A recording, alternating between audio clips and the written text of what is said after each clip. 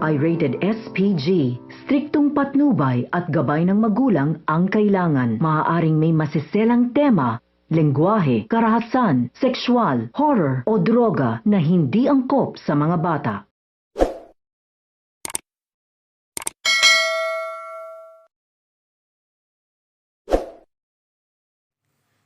So ayun na nga, nag-guest nga itong si Jenny kay Tito Boy Abunda at inanunsyo niya na pipirma umano siya sa Engrande Music bilang solo artist.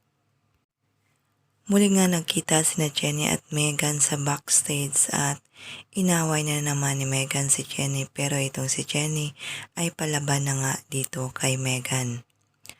Aabangan natin dahil nagre-rehearsal na nga si Jenny kasama ang BGYO para sa kanilang collaboration.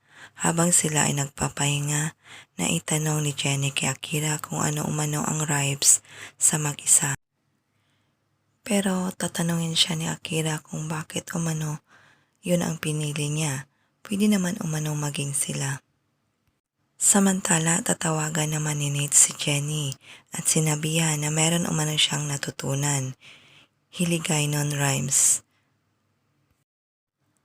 na hinigog mata ka, at yun na nga, tinanslate nga ito ni Jenny sa English at sinabi na ang meaning nito ay I love you.